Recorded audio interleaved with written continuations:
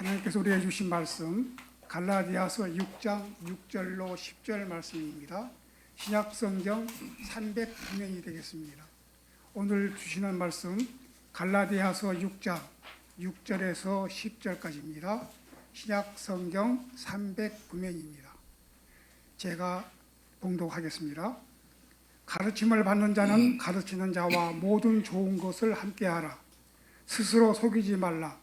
하나님은 업신여김을 받지 아니하시나니 사람이 무엇으로 심든지 그대로 거두리라. 자기의 육체를 위하여 심는 자는 육체로부터 썩어질 것을 거두고 성령을 위하여 심는 자는 성령으로부터 영생을 거두리라. 우리가 선을 행하되 낙심하지 말지니 포기하지 아니하면 때가 이름에 거두리라. 그러므로 우리는 기회 있는 대로 모든 이에게 착한 일을 하되 더욱 믿음의 가정들에게 할지니라. 아멘. 아멘. 이제 주님께서 세우신 목사님 오세준 형제께서 심는 대로 거둔다며 선동하는 목회자라는 말씀 제목으로 말씀 전하시겠습니다. 큰 은혜가 함께하기를 소망합니다. 우리말에 콩 심은 데 콩 나고 팥 심은 데 팥 난다, 이런 속담이 있죠. 오늘 말씀 7절에 보면은 사람이 무엇으로 심든지 그대로 거두리라, 이렇게 말씀합니다.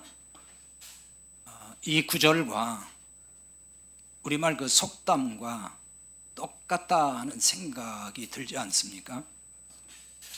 대부분 목회자나 신자가 이 속담과 7절을 같은 개념으로 이해하고 있고 그렇게 적용을 또 하고 있습니다.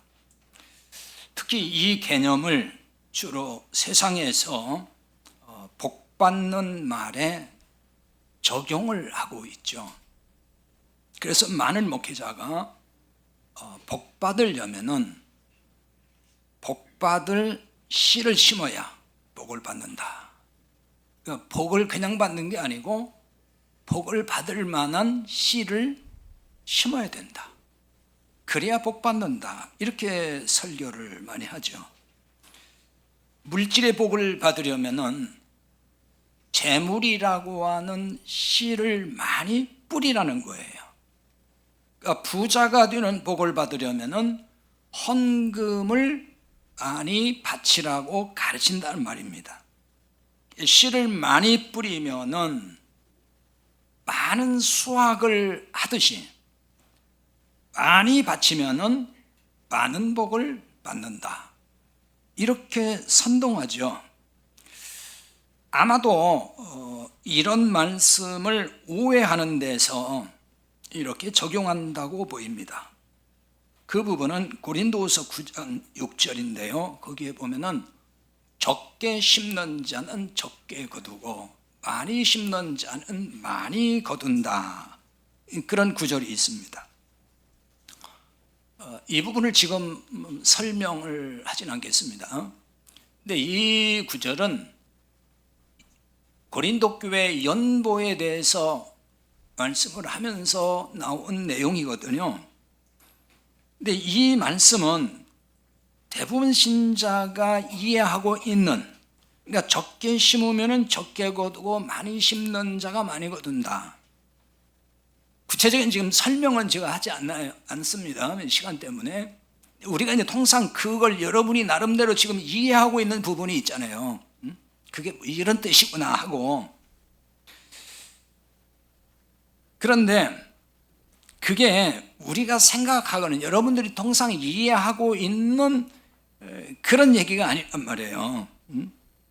헌금을 적게 하면은 적은 복을 받고 헌금을 많이 하면은 많은 복을 받는다, 그 말이 아니라 그 말이에요. 이거를 이제 헌금에 많이 적용을 해서 헌금 봉투에다 이렇게 또 써 있는 교회도 있잖아요. 많이 바쳐야 많이 복을 받는다는 생각을 넣어주려고 하는 거잖아요. 이 구절을 오늘 설명을 하지 않는 이유는 오늘 말씀의 핵심이 거기에 있지 않기 때문이고요.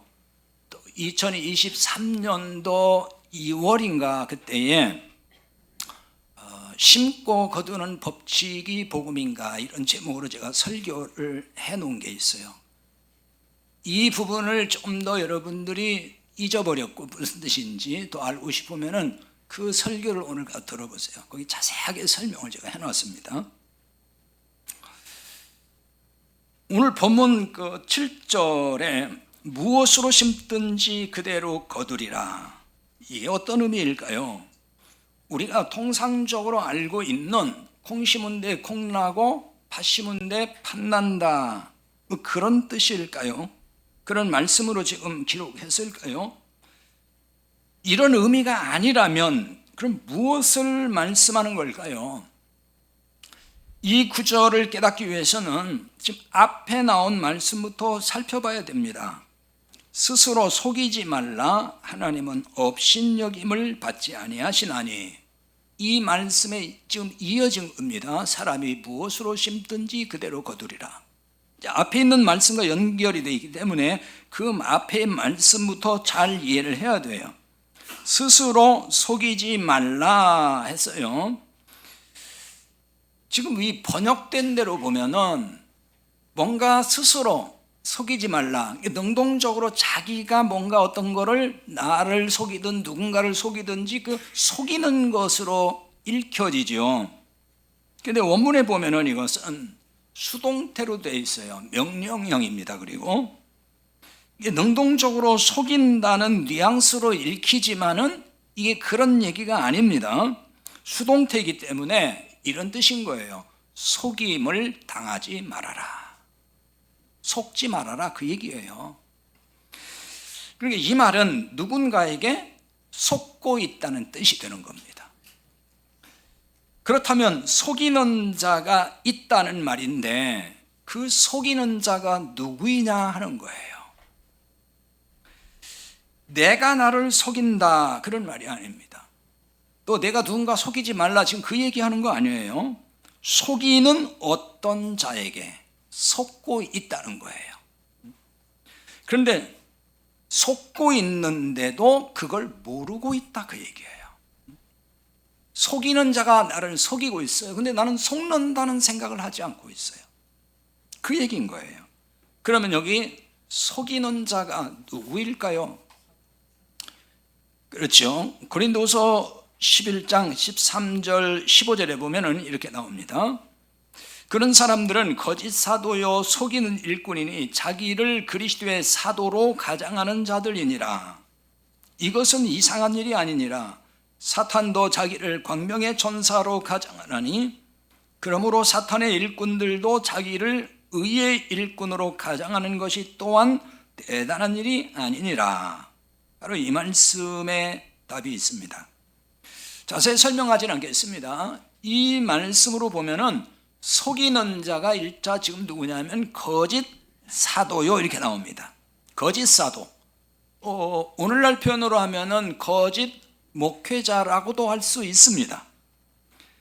그런데 거짓 사도, 거짓 목회자의 배후에 사탄이 있다는 거예요. 요한복음 8장 44절에 보면은 거짓말의 원조가 누구인지를 잘 밝혀지고 있습니다. 거기에 보면은 사단은, 거기서 이제 마귀라고 나왔어요. 마귀 사단은 같은 존재입니다. 사단은 본래가 속이는 거짓말쟁이고 거짓의 아비라고 나온다고요. 거짓말의 원조란 얘기잖아요. 이게 사탄이에요. 갈라디아 교회에 속임수를 쓰는 율법주의자들이 침투해 있었습니다. 이들이 신자들을 속였습니다. 속이는 이들의 배후에는 사탄이 있었습니다. 사탄은 자기 일꾼을 통해서, 즉 사단의 일꾼을 통해서 사람들을 속이는 겁니다. 그럼 무엇을 속일까요? 뭐 도덕적으로 거짓말한다 뭐 그런 얘기일까요? 성경에서 속인다, 거짓말한다 이거는요 우리가 생각하는 도덕적인 차원의 그런 속임수 이 얘기를 하는 거 아니에요. 갈라디아서에서 줄곧 말씀하는 핵심 내용을 알면은 이게 무엇을 의미하는구나, 무엇을 속인다는 것인지를 금방 알게 돼요. 갈라디아서는 율법의 행함이 아니라 그리스도를 믿음으로만 의롭게 된다고 하는 말씀을 강조하고 있어요. 갈라디아서는 계속 그 말씀인 거예요. 그래서 심지어는 율법의 행함으로 의롭게 된다면 그리스도의 죽음은 헛되다, 이렇게도 말씀을 해요. 갈라디아 2장 21절이에요. 내가 하나님의 은혜를 패하지 아니하노니 만일 의롭게 되는 것이 율법으로 말미암으면 그리스도께서 헛되이 죽으셨느니라. 속이는 자들은 예수를 믿을 뿐만 아니라 율법의 행함이 따라야 의롭게 된다, 이렇게 말했어요. 갈라디아 교회에 침투해서 거짓말하는 자들이 이렇게 얘기를 한 거예요. 예수를 믿지 말라는 얘기 아닙니다. 믿되, 그 말이에요. 예수를 믿되 율법의 행함이 보태져야 된다. 수없이 말씀을 드렸어요. 이제는 여러분들이 그냥 아예 박혀 있어야 됩니다. 하도 많이 말씀드렸어요. 제가 많이 말씀드렸기 때문에 그래요.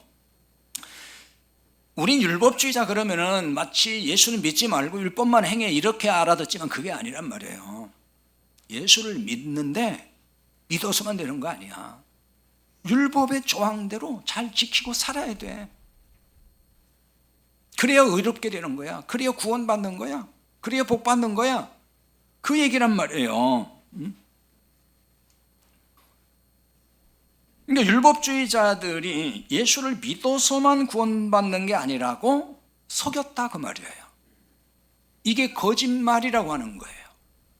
마귀의 거짓말의 본질도 이거예요. 바로 복음이 아닌 걸 복음이라고 말하는 거. 이게 성경이 말하는 거짓말의 본질이에요. 사단의 속임수라 했다는 거죠. 갈라디아 교회에 들어온 그 율법주의자들이 속인 그것은 결국 사단의 속임수였어요. 자, 문제는 그 시대로 끝났느냐? 아니라는 거죠. 지금도 이렇게 속이는 자들이 많습니다. 기독교 2000년 역사에 계속 있었어요. 앞으로도 있을 거예요. 이 속임수에 넘어가서 율법의 행위에 의지해서 구원을 확신하는 신자들이 생겼습니다. 이거 되게 중요한 부분이에요. 오늘날 또 이런 신자 수없이 많습니다. 쉬운 예를 들어가지고 설명을 할게요. 뭐 또 어려운 얘기하면 어려워서 못 알아듣겠다 그러니까 우리가 늘 이렇게 말하고 들어왔던 이야기입니다. 한국교회는 주일 성수 그러지요. 성수는 사실 할 수 없어요. 구약의 안식일을 거룩히 지키라, 그걸 따다가 주일 성수를 만드는 건데 우리는 성수 못합니다. 예배 한번 드렸다고 성수하는 거예요? 거룩하게 지킨 겁니까? 그거 아니에요. 근데 주일 예배 드리는 걸 주일 성수라는 용어로 바꿔놓고 주일 성수를 하고, 그 다음에 좋은 신자가 되려면 항상 그 다음에가 11조, 온전한 11조를 해야 되고, 그 다음에 교회가 전통적으로 지키는 절기들이 있어요. 성탄절, 부활절, 고난절, 고난주일부터 해가지고 이제 7월 첫 주가 되면 또 맥주감사절, 또 11월 셋째 주 되면 추수감사절 등등 해가지고 절기도 굉장히 많아요. 그런 것들을 다 교회가 시키는 대로 또 안내해 주는 대로 잘 지켰어요. 그렇게 신앙생활 정말 성실하게 하고 있어요. 주일 예배 안 빠지고 꼬박꼬박 참석했고, 온전한 11조 바쳤고, 또 각종 절기도 다 지켰고. 그러니까 교회는 직분을 또 주어서 직분 받아서 봉사했어요. 직분 없는 사람 거의 없어요. 한국교회 지금 거의 전교회 직분화가 되어버렸습니다. 어지간하면 다 집사 이상은 다 돼요. 그러니까 이게 내가 이렇게 주일 예배 성실하게 드렸고 11조도 잘했고 봉사도 했고 절기 잘 지켰고 직분도 받았고 그래서 봉사했으니까 그것이 구원받은 증거다, 그걸 근거로 제시하는 신자가 너무 많다, 그거예요. 그것이 구원받은 증거입니까? 그걸 가지고 난 구원받았다는, 그러니까 난 구원받았다. 그리고 이런 종교적 행위를 잘 해야만이 복 받는다는 확신이 너무 강합니다. 자, 우리 교회 어떤 장로님이 계셨는데 지금 안 계십니다. 그 장로님이 자신은 11조를 철저하게 해서 부자 되었다고 말을 하더라고요. 그래서 그거 아닙니다 얘기했더니 안 받아들여요. 그런 얘기 못 받아들이더라고요. 왜? 나는 해서 이렇게 복 받았는데 왜 아니라고 하냐 그거예요. 그래서 아니 그러면 평생을 11조 성실하게 해서 살고 있는데 가난한 사람, 복 못 받아도 가난한 사람을 그럼 어떻게 설명할 겁니까? 설명 못 해요. 그리고 하는 말은 그거예요. 나는 그래도 믿습니다 그거예요. 그게 맞는 얘기예요? 신앙생활 좀 생각하면서 해야 될 거 아닙니까? 그러면 다른 사람도 다 똑같이 자기와 같이 복을 받아야 되잖아요. 나는 받았는데 누구는 못 받아서 그러면 그건 뭐예요 도대체? 하나님이 어떤 분이냐는 거예요 도대체가. 생각을 해봐야 되죠. 주일 성수를 내가 잘했다는 거예요. 사업을 하면서 다 문 닫고 예배 잘 드리고 그랬더니 하나님이 사업에 복을 줘가지고 사업이 번창하게 됐다. 그래서 돈도 많이 벌고 부자 됐다. 그래서 부자 된 거 아닙니다. 그랬더니 받아들일까요? 안 받아들일까요? 안 받아들여요. 내가 그렇게 해서 됐는데 왜 말을 그렇게 하냐 그거예요. 근데 성경은 그렇게 말하지 않습니다 하면은 생각을 해봐야 될 거 아닙니까? 생각을 안 해요. 나는 체험했다 그거예요. 그건 믿음 아니에요. 자기 생각이지. 그러면 제가 물었죠. 그러면 예수도 안 믿고 하나님 하자도 모르는 세상 사람 중에 사업해가지고 주일날도 열심히 일해가지고 부자 된 사람 재벌도 많은데 그건 뭡니까? 난 하여튼 그건 모르고 나는 됐다 그거예요. 나는. 여러분 이게 이렇게 믿으면 안 되는 거예요. 생각을 좀 해봐야지요. 내가 뭔가 잘못 알고 있고 잘못 믿고 있구나 이렇게 한 번쯤은 생각을 해봐야 되는데 생각을 안 해요. 그냥 무조건 나는 체험했으니까 믿는다는 거예요. 그러니까 그걸 가지고 내가 구원받았다는 거예요. 그러니까 그 결과를 보니까 하나님 나한테 이렇게 복 주는 걸 보니까 나는 구원받았습니다. 나는 지금 죽어도 하나님 앞에 갑니다. 이렇게 아주 확신을 한단 말이에요. 이런 걸 두고 스스로 속인다고 하는 거예요. 속임당한 거거든요. 근데 속았다고 생각하지를 않아요. 오히려 더 율법의 행위에 의지해서 열심히 교회 충성, 봉사한다니까요.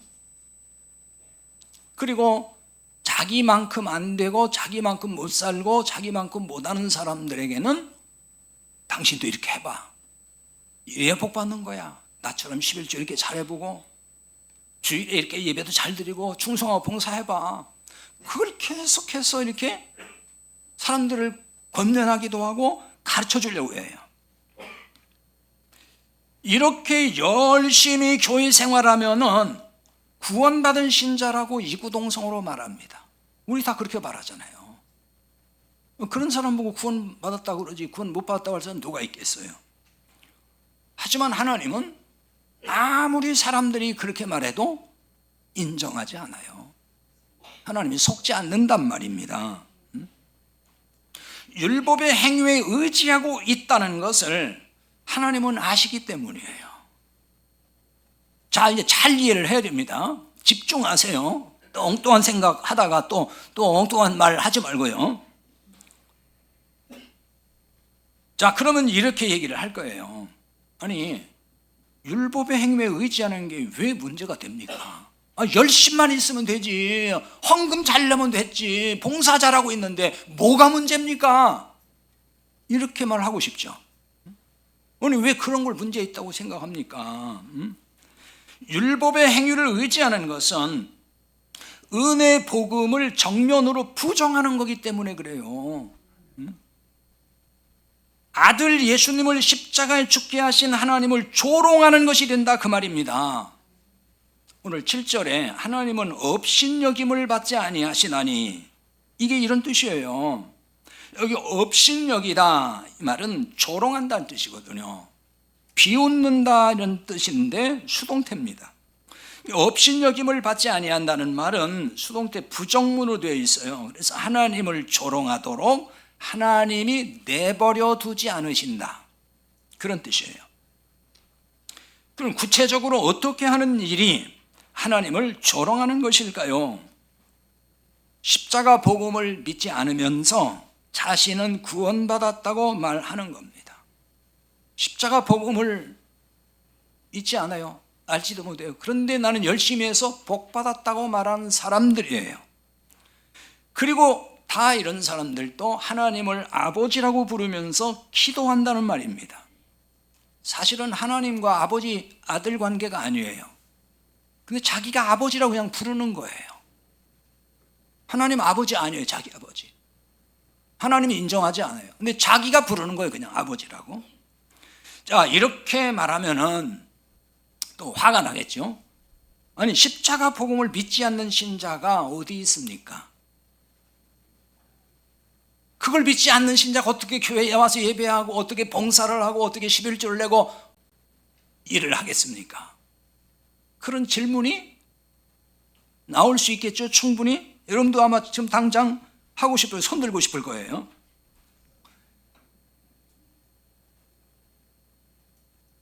자, 믿지 않으면 어떻게 하나님 아버지를 부르겠냐고 하겠지만은 사실 그렇지 않아요. 하나님을 아버지라 부르지만은 복음을 믿지 않는 신자가 많습니다. 예를 들어 볼게요. 여기서 잘 들으셔야 됩니다. 히브리서 9장 12절에 보면은 염소와 송아지의 피로 하지 아니하고 오직 자기의 피로 영원한 속죄를 이루사 단번에 성소에 들어가셨느니라, 이런 말씀이 나옵니다. 자, 이게 지금 앞에서 말씀한 것과 무슨 상관이 있느냐고 궁금하죠. 예수님이 여기 말씀에 자기 피로 영원한 속죄를 이루었다 그랬어요. 자기 피, 예수님의 피로 영원한 속죄를 이루었다. 이 속죄란 말은 그 용어를 또 설명을 하면 한 시간은 가는데 그냥 간단히 쉽게 풀이하면은 죄값을 대신 치렀다 그 말이에요. 우리의 죄값을 예수님이 대신 다 치렀다. 그래서 우리가 받을 죄의 형벌을 예수님이 대신 받은 것이 된 거예요. 그것을 용서라고도 하는 거예요. 그래서 영원한 속죄를 이루었다, 이 말은 영원한 용서를 해주셨다, 또는 영원한 구원, 그걸 의미하는 거예요. 이게 예수님의 2000년 전의 십자가 사건은 우리의 모든 죄를 영원히 용서하셨다는 얘기예요. 그걸 통해서 우리가 그냥 믿을 때 기준에서 과거의 죄만 용서했다는 얘기가 아니고 영원히 다 용서하셨다. 그래서 영원한 구원을 받게 했다, 그 얘기예요. 그러면 이런 걸 믿으면은 매일같이 하나님 이 죄인을 용서해 주십시오, 이렇게 기도할까요? 아니, 영원히 용서했다고 믿는다면서요. 근데 왜 기도는 매일같이 이 죄를 용서해 주세요, 그러면 용서 못 받은 거잖아요. 아니, 용서 못 받은 것뿐만 아니고 하나님이 영원히 내 죄를 용서했다는 걸 못 믿는 거잖아요. 지금 못 받아들인 거잖아요. 그거를. 이게 복음을 안 믿는다고 하는 거예요. 아니, 나 예수님 십자가 믿어요? 그거 아니라고요. 이런 걸 믿어야 된다고. 응? 아니, 저는 지금 심각하게 얘기하는 거예요. 지금 여러분, 이게. 에? 왜냐하면 이걸 못 알아듣더라고 자꾸. 응? 영원히 용서받았잖아요. 영원히. 그러면은 내가 용서받은 걸 믿어야 되지요. 그게 십자가 복음 믿는 거라니까요. 응? 그 매일같이 용서해달라고 기도하는 건 십자가의 그 속죄의 복음을 내가 못 믿는 것이 되고 부정하는 거란 말이에요. 응? 그러면서 하나님 아버지라고 부를 수 있냐고요. 안 맞는다는 얘기, 그게 바로. 히브리서 10장 10절에 보면 이런 말씀이 또 있어요. 이 뜻을 따라 예수 그리스도의 몸을 단번에 들이심으로 말미암아 우리가 거룩함을 얻었노라.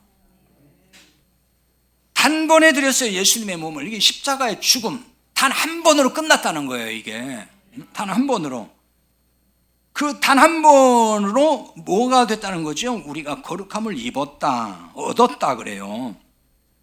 단번에 들이셨다 하는 이 말은요, 예물이란 뜻이에요, 이게.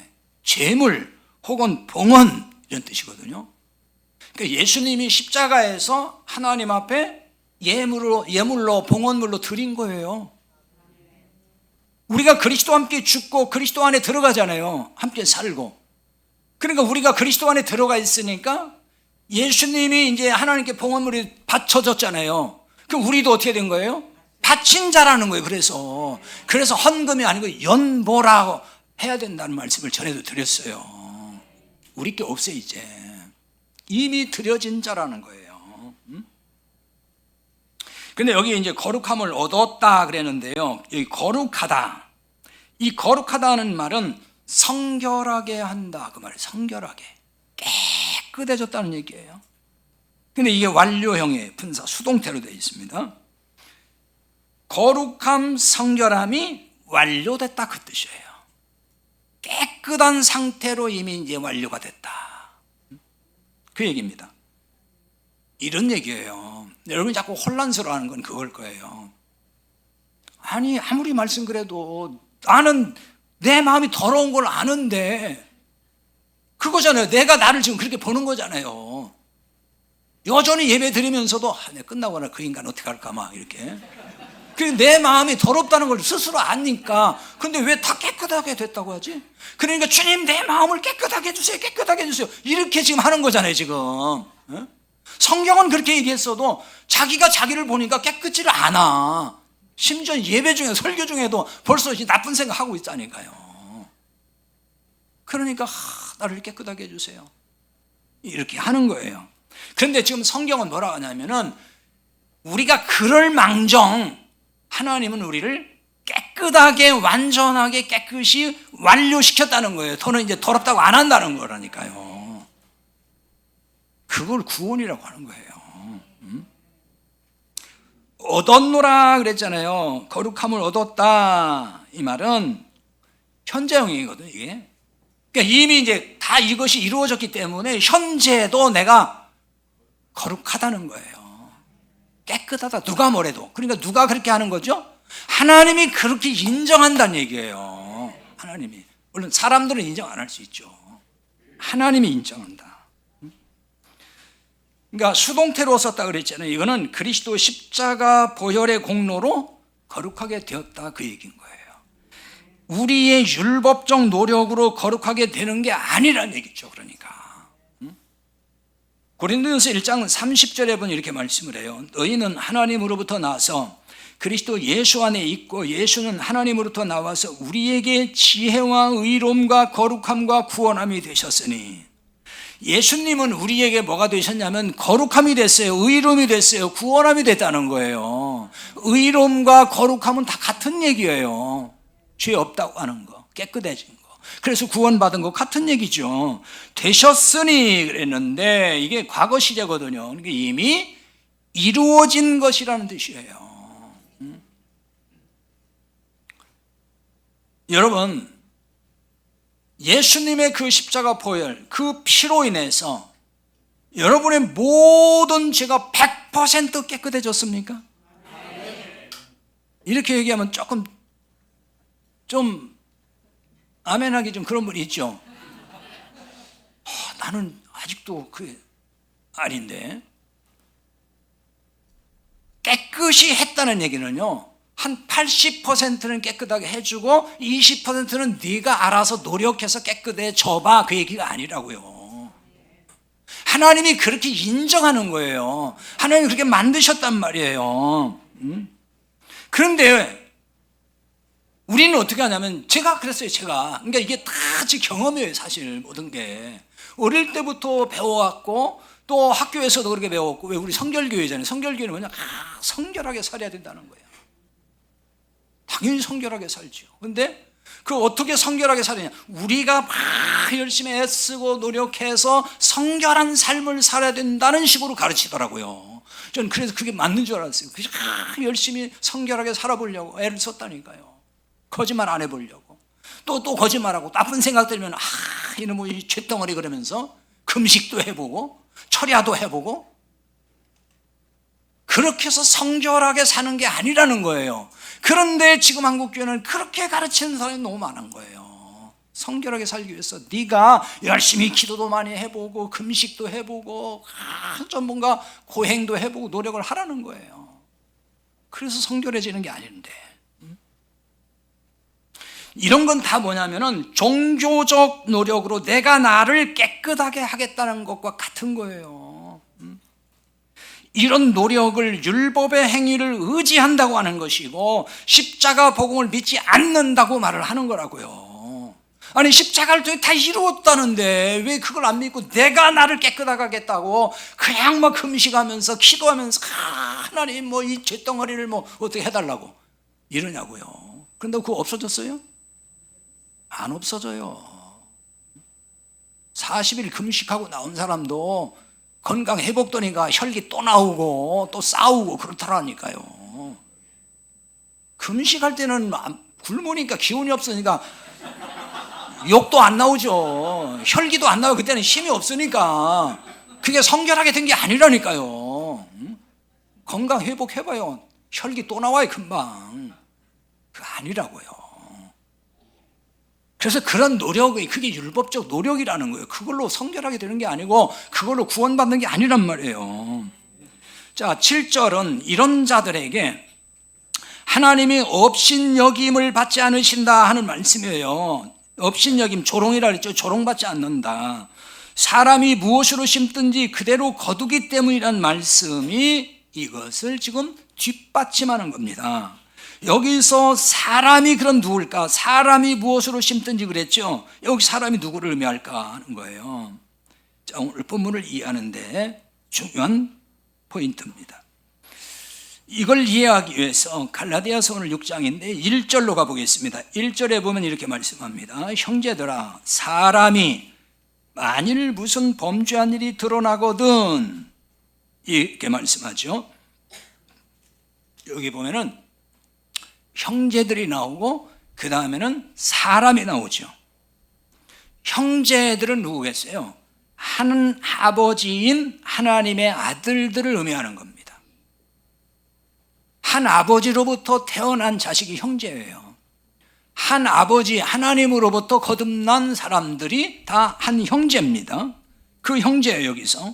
그런데 그 말씀이 형제들아 해놓고 나서 너희 중에 만일 범죄한 일이 드러나거든 이렇게 말씀하지 않아요. 그 대신 뭐라고 하죠? 형제들아, 사람이 만일 무슨 범죄한 일이 드러나거든 이렇게 나온다고요. 그럼 이 말씀이 형제들에게 주는 말씀이라면 형제들아, 너희가 이렇게 나와야 되겠죠. 너희가. 그런데 사람이 이렇게 나왔단 말이에요, 지금. 이렇게 보면은 여기 사람은 구원받지 못한 교인을 의미하는 겁니다. 형제가 아닌 교인으로 볼 수 있는 거죠. 구원받아 하나님의 아들이 되면은 다 형제지만은 구원받지 못한 교인은 형제가 아닙니다. 엄격히 말하면 형제 아니에요. 그러니까 우리는 알 수 없으니까 편의상 다 형제 자매 이렇게 말은 하지만은 실상은 형제가 아닌 교인이 있는 거예요. 이런 관점에서 7절에 사람이 무엇으로 심든지라는 말씀을 이해해야 합니다. 그러니까 7절의 사람은 형제가 아니라 구원받지 못한 교인이란 말이 되는 거예요. 이런 교인이 무엇으로 심든지 그대로 거둔다는 걸 말씀을 하는 거예요. 그러니까 이런 교인이라면은 무얼로 심게 했어요? 율법의 행위로 심어요. 그 율법의 행위로 심으면은 거룩해질 수가 없어요. 율법의 열매를 거두어요. 율법으로 심으면 율법을 거두게 되는 겁니다. 따라서 구원받은 신자가 무엇으로 심든지 그대로 거둔다는 말씀이 아닌 거예요. 그러니까 이거는 구원받은 신자가 무엇으로 심으면은 뭐든지 심으면은 그대로 거둔다는 얘기가 아니에요. 이거는 구원받은 신자가 육신을 위해 심으면 복을 받지 못한다 그런 말이 아니란 말이에요. 반대로 성령을 위해 물질 바치고 충성 봉사의 씨를 심으면 복 받는다 그 말도 아니에요. 교회 안에 구원받은 형제가 있고 구원받지 못한 교인이 있다는 거예요. 같은 복음을 듣고도 받아들이는 사람이 있고 거부하는 사람이 있어요. 특히 율법주의에 빠진 사람들이 복음을 잘 받아들이지 않아요. 7절에서 8절은 1차적으로 구원받지 못한 교인들에게 해당하는 말씀으로 볼 수가 있습니다. 구원받지 못한 교인 중에는 복음을 듣고 두 종류로 나뉩니다.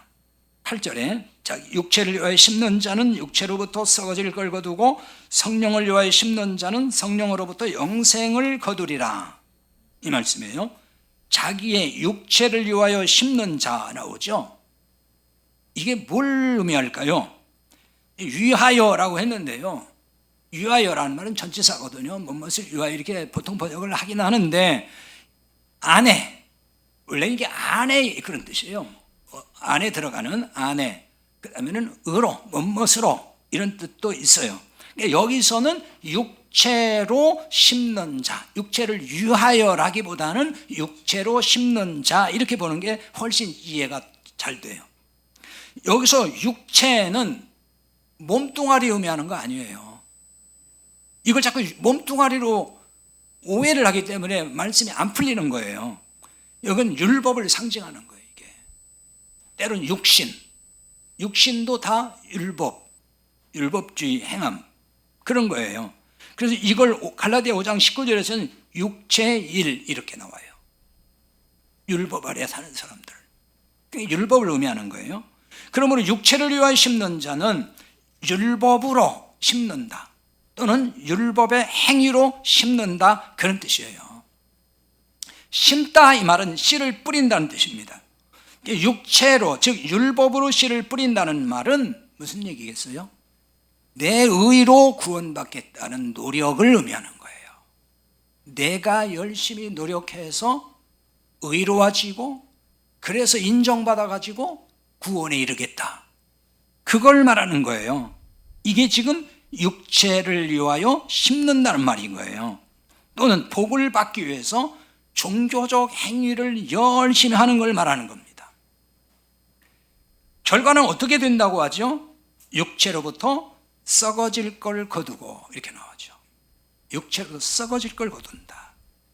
썩어질 것이란 말은 이게 지금 파멸, 멸망 그런 뜻이에요. 이게 단수 명사거든요. 그러니까 이거는 하나의 멸망을 의미하는 거예요. 하나의 멸망은 영원한 멸망. 흔히 우리는 이걸 지옥 형벌이라고도 말합니다. 썩어질 걸 거둔다는 말이 바로 이런 뜻인 거예요. 좀 더 쉽게 말하면 이런 거죠. 율법으로는 구원받을 수 없다. 그 얘기인 거예요. 멸망을 거두니까 율법으로 심으면은 멸망이라는 거예요. 구원 못 받는다 그 말이에요. 아무리 열심히 신앙생활 해도 그 율법의 행위에 의지한 거라면은 그게 멸망이라는 거예요. 바꿔 말하면 또 거룩해질 수도 없다는 거예요. 세상에서 복을 받지 못한다 그런 의미가 아니에요. 그러니까 우리 이런 얘기 하잖아요. 육신을 위해서 썩을 육신을 위해서 살면은 썩어질 걸 거둬 복 못 받아 이렇게 이걸 정리하면 안 된단 말이에요. 이거는 구원 문제를 얘기하는 거예요. 그러면 성령을 위하여 심는 자는 뭘 의미할까요? 자, 여기 위하여도 똑같이 안에, 의로 이런 뜻으로 보는 게 좋아요. 성령으로 심는 자는 자기 심이 아니라 성령의 능력으로 심는 자를 의미하는 것입니다. 이걸 좀 더 쉽게 말하면은 복음의 말씀을 성령이 내게 깨닫게 할 때에 그걸 받아들이고 믿는 자라는 뜻이 되는 거예요. 심다 이 말은 현재형이에요. 능동태입니다. 무슨 얘기냐? 마지못해 받아들이는 게 아니라 기쁨으로 받아들이고 믿는다는 걸 함유하는 말인 거예요. 이게 이렇게 복음을 기쁨으로 받아들이면은 결과가 어떻게 된다는 것일까요? 성령으로부터 영생을 거두리라고 했습니다. 자, 영생은 다른 말로 뭐예요? 구원이죠. 구원 얘기하는 거예요. 지금 내가 성령을 위해 심었기 때문에 영생을 거둔다 그 말 아니에요. 성령을 위해서, 주님을 위해서 내가 열심히 기도했고 봉사했고 뭐 돈 냈고 헌금했고 그러니까 나는 그 결과로서 대가로서 영생을 얻는다 그 말 아니란 말이에요. 성령으로부터 그러잖아요. 그러니까 성령님이 주시는 걸 말하는 거거든요. 그러니까 우리가 무엇을 심는 행위를 통해서 영생을 얻는 게 아니라는 얘기를 하는 거예요. 지금 이렇게 장차 영생의 열매를 거두게 될 성도들은 그럼 어떻게 살까요? 우리를 통해 일하시는 성령님의 능력을 의지해서 복음의 씨를 뿌리며 삽니다. 그래서 9절에 이렇게 말씀해요. 우리가 선을 행하되 낙심하지 말지니 포기하지 아니하면 때가 이름에 거두리라. 이 말씀이에요. 선을 행하되 라고 했습니다. 선을 행하라, 선한 일을 하라는 얘기잖아요. 무엇이 선한 일일까요? 성령으로 복음을 전하여서 생명을 살리는 일이에요. 성경은 그걸 선한 일이라고 하는 거예요. 지나가는 사람, 어려운 사람 돈 몇 푼 주는 거 그 얘기하는 거 아니라고요. 그런데 우리가 생명을 살리기 위해서 복음을 전하잖아요. 근데 이 일에는 늘 박해가 있어요. 사람들이 다 좋아하지 않아요. 순수히 다 받아들이는 것도 아니에요. 회방도 해요. 못하게 한단 말이에요. 받아들이지 않고 핍박하는 이들이 반드시 있어요. 복음을 전하다 보면은. 자, 그럴 때 어떤 마음이 들어요? 낙심이 온다는 거예요. 실망이 와요. 포기하고 싶어요. 그래서 9절에 낙심하다라는 말이 나오죠. 여기서 낙심이라는 말은 약하게 된다 그런 뜻입니다. 마음이 약해져요. 핍박받고 욕먹으니까 아이고 내가 이걸 또 해야 되나 이런 생각이 들죠. 사람이니까. 그리고 지친다, 기진맥진한다 이런 뜻입니다. 복음을 모르는 신자가 자기는 다 안다면서 안 받아들이고 귀를 막아버리고 핍박까지 해요. 그럼 어떻게 돼요? 마음이 약해지고 계속 그 관계가 되면은 지치기 쉽습니다. 지쳐가요. 그게 힘드는 거죠. 벌써 한참 된 이야기인데요. 제 개인적인 경험을 좀 말씀드리려고 하는데 여러분들 좀 양해를 해주시고 들으시면 좋겠습니다. 이거는 복음을 전하는데 낙심하지 말라는 의미로 지금 말씀을 드리는 거예요. 우리 교회 부임을 해가지고 이 구원의 복음을 적극적으로 전하기 시작한 시점이 있어요. 그게 아마도 한 10여 년 전쯤 되는 것 같아요. 제 생각에. 왜 그런 생각을 했냐면은 몇 년 동안 이렇게 같이 오면서 느낀 것이 저분들이 신앙생활을 오래는 했지만은 구원의 복음을 모르는구나. 은혜의 복음을 정말 모르는구나. 이거를 제가 인식을 했어요.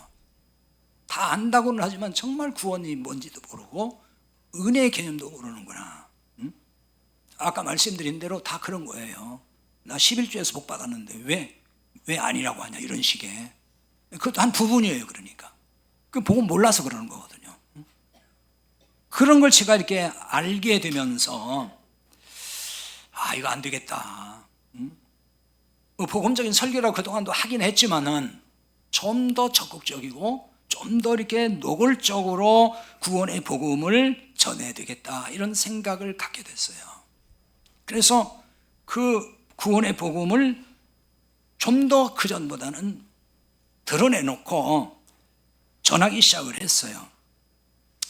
그렇게 복음을 전해 주면은 다 환영하고 좋아할 줄 알았어요. 그런데 아니었습니다. 핍박하는 분들이 생기기 시작을 했어요. 이런 얘기였어요. 그러니까 우리는 1, 2년 신앙생활한 사람들은 아니다. 적어도 30년, 40년, 50년 이상 한 분도 있다. 주일학교부터 시작해서 성경 다 배웠고 우리는 다 구원받았다. 그래서 지금 이런 직분도 있고 교회에서 그렇게 충성하고 있는데 왜 구원 못 받았다고 하느냐, 이런 거였어요.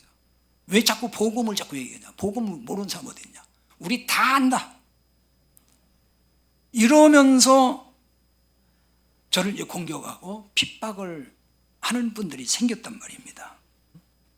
그게 이런 얘기예요. 그렇게 구원 얘기하고 복음 이런 설교하는 거는 자신들을 얕보고 무시하는 거라는 거예요. 우리 다 아는 사람인데, 다 구원받은 사람 놓고서 왜 자꾸 구원 얘기를 하느냐, 그렇게 하지 말라는 거예요. 그러니까 이분들은 지금 여기 안 계시기 때문에 제가 말씀을 드리는 거예요. 근데 그걸 한두 번 그냥 끝난 게 아니고 계속해서 지속적으로 힘들게 했어요, 저를. 그래서 마음이 너무 힘들었어요. 그래서 지쳐가기 시작했어요, 어느 순간부터. 이제 목회를 그만두려고 몇 번을 생각을 했습니다. 오죽했으면 제가 한국어 교사 자격증을 땄을까요? 해외에 나가서 그냥 복음이나 전하자, 한국에서 목회하기 너무 힘들다, 이런 생각이 들어가지고 그거 한국에서 자격증까지 따놨어요. 2급 자격증. 지금 이제 별로 쓸모도 없이 됐지만은 그렇게 돼버렸어요.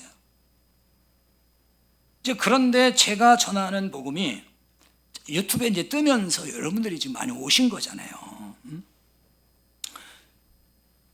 근데 이제 국내에서만 그런 게 아니고 해외에서도 많은 분들이 이메일로 또 전화로 연락이 오고, 그래서 그 복음을 듣고 제가 구원받았습니다, 너무 감사합니다, 이러면서 소식 주는 분들이 꽤 많아요. 제가 거기서 용기가 났어요. 아, 내가 전한 복음이 잘못된 게 아니었구나. 그걸 저렇게 알아듣고 구원받았다고 하는 분들이 생기는구나. 그래서 제가 다시 힘을 낸 겁니다. 저는 감사한 거는 지금까지 쭉 그냥 여기까지 자리를 지키고 또 저를 지지해주고 따라오신 분들, 그런 분들에게 늘 감사한 마음이 있어요. 제가 이런 말씀 드리는 거는 때가 되면은 거둘 날이 오니까 낙심하지 말자, 제가 그 말씀을 드리려고 하는 거예요. 제가 경험해 보니까 그렇다는 거예요. 그러니까 여러분이 복음을 전해도 반응도 없고 오히려 핍박을 받을 수가 있어요. 이때 낙심하지 말고 하나님이 일하실 때를 기다리며 복음을 전해주란 말이에요. 계속 복음을 전하다 보면은 누군가는 듣고 알아듣고 깨닫게 되는 날이 온다는 거예요. 저는 이제 목사님들한테도 이런 지금 부탁을 하고 싶어요. 제 설교를 목사님들도 꽤 듣는 걸로 제가 알고 있어요. 제발 강단에서 복음을 전하다가 낙심하지 말고 포기하지 말았으면 좋겠다. 목사님들이 그랬으면 좋겠다는 거예요. 왜냐하면 후배들 중에도 보면은 제대로 된 복음을 설교하고 가르쳐야 된다, 이런 얘기를 하면은 그러다가 신자들 자꾸 떠나면 어떻게 해요? 헌금 줄면 어떻게 해요? 교회 문 닫으면 어떻게 해요? 이런 걱정을 하고 있어요. 그게 저는 너무 답답해요. 밥벌이로 생각하면 목회하지 말라고 저는 그럽니다. 그래서 후배들한테 그냥 그 때려쳐라. 제발 복음을 좀 깨달은 목사님들이라면은 주저하지 말고 두려워하지 말고 신자 한둘 떠나고 그거 걱정하지 말고 재정 주는 거 걱정하지 말고 복음을 복음대로 전해줬으면 좋겠다는 거예요.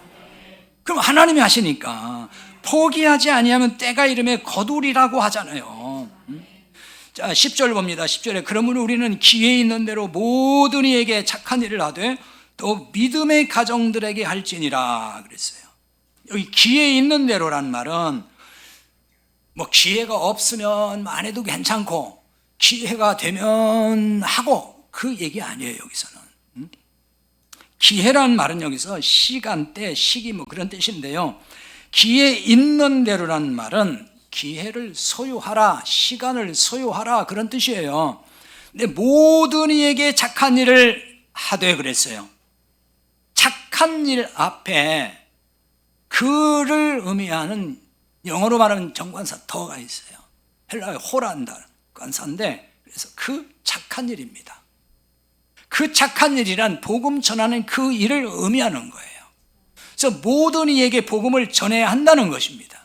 자, 이걸 전제로 하고 그런데 더욱 믿음의 가정들에게 할지니라 이렇게 말씀을 해요. 더욱이란 말은 매우 그런 말이에요. 특별히, 각별히 그런 뜻입니다.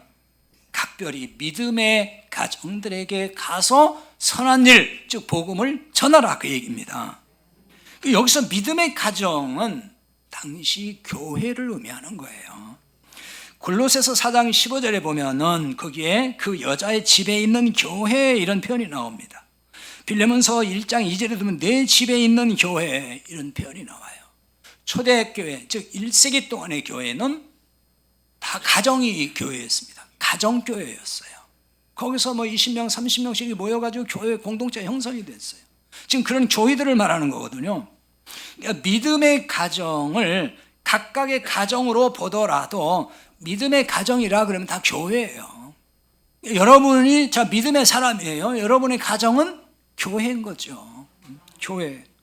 믿음의 가정에 착한 일을 하라는 말은 그러니까 교회에서 복음을 전하라는 뜻이 되는 거예요. 이 무슨 얘기겠어요? 이 말은 교회 안에 복음을 모르고 구원과 상관없는 교인이 있다는 걸 지금 얘기해 주는 거잖아요. 그러니까 복음을 전하라 그러죠. 왜 교회 가서 복음을 전해요? 다 믿고 구원받았는데. 아직도 복음 모르고 구원 못 받은 사람이 있으니까 복음을 계속 전해야 된다는 거예요. 이 때문에 저도 계속 구원의 복음 전하는 거예요. 어떤 분들은 아마 그럴지도 몰라요. 맨날 저 목사는 그냥 구원, 복음, 뭐 은혜, 뭐 율법 그거밖에 모르나. 다른 얘기 다 할 수 있어요. 그런데 아직도 제가 볼 때는 못 깨닫고 못 알아들어. 반응을 보면 알아요. 엉뚱한 말을 자꾸 해요. 그러니까 할 때 설교할 때는 속이 터진다니까요. 오늘도 이 설교 좀 어렵다고 할 것 같아 보니까. 어렵다는 분이 얼굴에 써 있다니까요. 어려워요 이렇게. 매주 그러네. 그렇다고 그냥 맨날 예화 하나 들어가지고 쉽게 얘기할 수도 없고 말이에요.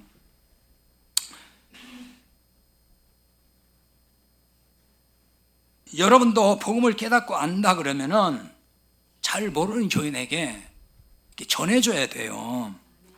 우리 주변에 복음을 모르는 교인이 수없이 많아요. 교회는 다니지만 여러분들은 그냥 교회 다니니까 다 예수 믿어요, 구원받아요 이렇게 얘기하죠. 확인해 보시라고요. 아는가? 모른다니까요. 당장 오늘 말씀과도 관련 있는 교인 많을 거예요. 오늘 말씀도 다 어떻게 알아들어요? 심는 대로 거둔다고 믿는 교인들 많잖아요. 심는 대로 거둔다. 그거 믿고 있잖아요. 그래서 복 받으려고 물질, 충성 이거 다 심는 거잖아요. 지금 그렇게 생각하잖아요. 그럼 그렇게 믿고 있는 신자들은 복음을 아는 거예요? 모르는 거예요? 모르는 거죠. 그게. 아니 나 예수 믿어요. 나 십자가 믿어요. 그게 아니라고 그러잖아요. 제가. 그 말에 속으면 안 된다고요. 그 말은 다 해요. 교회 다니면은. 그 말도 안 하는 사람 어디 있어. 다 하지. 그런데 복 받으려고 심고 있어. 어떻게 그게 구원을 알고 복음을 아는 사람이냐고요. 자, 여러분이 오늘 말씀을 듣고 깨달았다면은 이런 교인에게 알려줘야 될 거 아니겠어요? 이제 복음을 전하라, 복음을 전달하라 그러면은 어렵다고 하셔요, 자꾸만. 왜 어려운 거죠? 지식으로 받아가지고 암기해가지고 전달하려니까 어려운 거예요. 지식 전달하는 게 아니에요. 내가 잘 모르는 걸 암기해서 얘기하려면 못하죠. 힘들어서 못해요. 어떻게 여러분이 다 암기하겠어요? 지금 연세도 많은데. 그 얘기 아니에요. 쉽게 말하면 이런 거예요. 내가 깨달은 복음이 있잖아요, 여러분들이. 그거를 나의 것으로 소화를 해서 내 안에 소화가 된 거니까 나의 말로 바꿔서 전달하면 되는 거예요. 그건 어렵지 않죠. 여러분이 말씀 잘하잖아요. 저보다 말씀 잘하셔. 다들 보면은 한번 입 열면 쉬지 않고 하는 분도 있어요. 그런데 써먹으라고요. 세상 얘기하는데 막 이렇게 하지 마시고. 그러니까 내가 제대로 깨닫고 정리가 되잖아요. 그건 내 것이 되잖아요. 내 것이 되면은 내 말로, 나의 말로 이렇게 전달할 수 있어요. 어렵게 생각하지 마세요. 자, 이제는 심는 대로 거둔다며 선동하는 그런 설교자의 미혹에 넘어가지 말아야 됩니다. 복 받기 위해 씨 뿌리는다, 이 말은 거짓말이에요. 복 받으려면 씨 뿌려야 된다. 복을 받기 위한 씨를 뿌려라. 그거 거짓말이에요. 그거 복음 아니에요. 거짓 복음이에요. 이런 말은 어디서 하는 말이냐? 세상 종교에서 하는 말이에요. 세상 사람 놀리고. 세상 종교는 다 그러잖아요. 복 받을 만한 씨를 하라. 복 받을 짓을 하라 이러잖아요. 그건 복음 아닙니다. 기독교 복음은 그거 아니에요.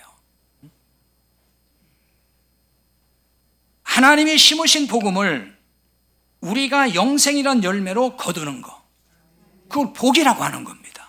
성경이 가르치는 복은 그거예요.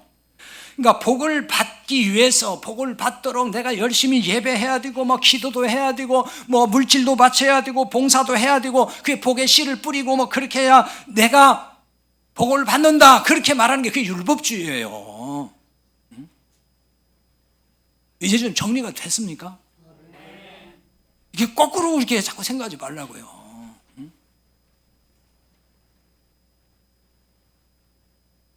열심히 하지 말라는 게 아니에요. 영생이란 복을 내가 열매로 거뒀어요. 영원히 용서받고 영원한 구원의 사람이 됐어요.